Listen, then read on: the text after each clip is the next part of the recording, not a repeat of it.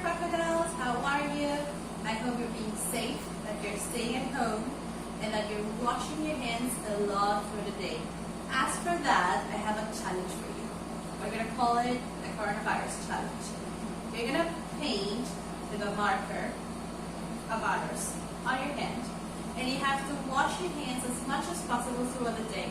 The challenge is that at the end of the day, you cannot have that virus in your hand. Got it? Good. So, today is Monday, and we're continuing with our topic of the ocean. Last week we talked about the sunlight layer, which was the first one. Today we're going to start with the twilight layer. Okay? But before we go to our topic class, we're going to start with English, and for that I'm going to read you a story, which is My Goldfish. Okay, so this is a story called My Goldfish.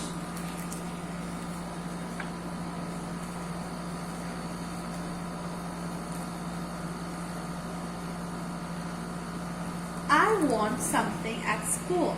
I won a goldfish. Now it's my goldfish. It's right here.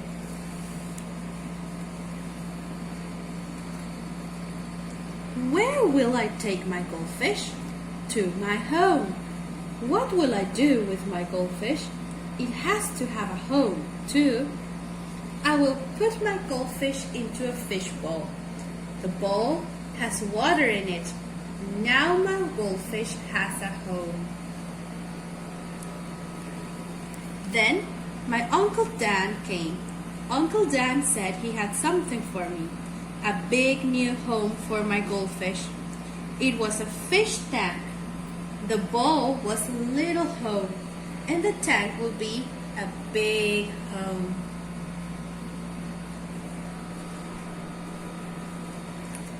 I like to look at my goldfish.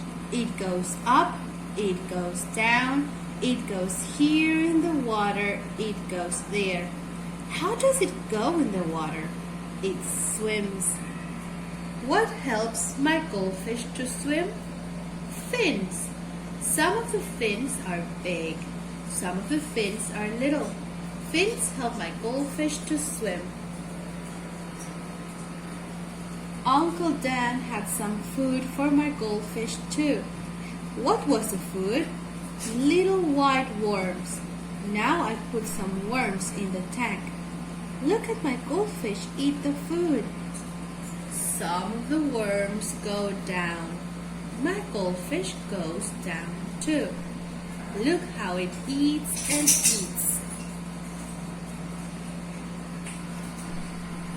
Does my goldfish have eyes? Yes, two. The eyes are open. The eyes do not close. So how does my goldfish sleep? Uncle Dan says it does sleep. It sleeps with its eyes open. Does my goldfish breathe? It must have air to breathe. My goldfish is in water, so where can it get air? My goldfish does get air. Uncle Dan says fish have gills and gill covers. The gills are red, and they are under the gill covers. My goldfish opens and closes its mouth. It looks like water goes into the mouth. Uncle Dan says water does go in, and then the water goes out the gills. The gill covers open and close, and the gills get air from water, and this is how my goldfish breathes.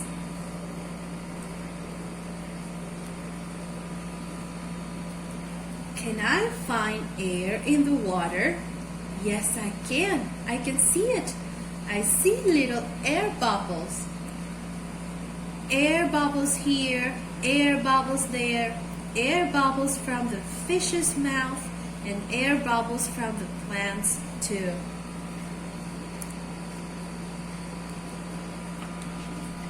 Then I went to see Uncle Dan.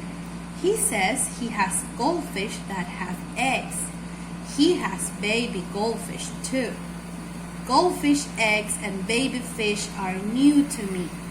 I see plants in the water, but where are the eggs? Where are the baby fish?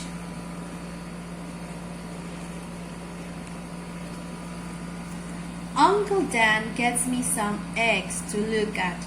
The eggs are on a plant. Uncle Dan takes out some eggs and water. Now I get a good look. I see baby fish in some of the eggs. Some of the eggs do not have baby fish. Now Uncle Dan gets some baby fish. I look at one. The baby fish is little. It has a funny ball under it. Uncle Dan says the ball is food. It is food for the baby goldfish. So does the baby goldfish have to look for food? No. Does a big fish have to find food? Yes. A big fish does not have a food ball. Then Uncle Dan takes me to see his goldfish tanks. His fish are pretty. Look at the black ones. Look at the red ones. Some have funny fins. Some have big eyes. I like Uncle Dan's goldfish. Do I want some of his? No, I'm happy with my goldfish. The pretty goldfish I want at school. The end. Okay, so now that you guys listened to the story, it's time for us to do 2 activities with this story. Number 1, grab a piece of paper or a notebook if you have one available at home, and you're going to write down the things that the fish likes to do or the things that the boy likes to do with his fish. So how are we going to do that? We're going to use a sentence, writing fact sentence. For example, I can write down the boy, or he likes watching his fish. He likes watching his fish. Look at my sentence. He likes watching his fish. It's very important that the verb, remember a verb is an action word, the verb that comes after the word likes has to finish with an ing. Okay? He likes watching his fish. Okay? So, you guys can do that with things that they do like to do or with things that they don't like to do. But watch out. Some verbs that finish in that the last word is silent E, they change a little. For example, I remember in the story, the boy said that he had to find a home for the fish. So, what if we write, he likes having a home? The word have, if I spell it, if you remember, is H-A-V-E. It has a silent E at the end.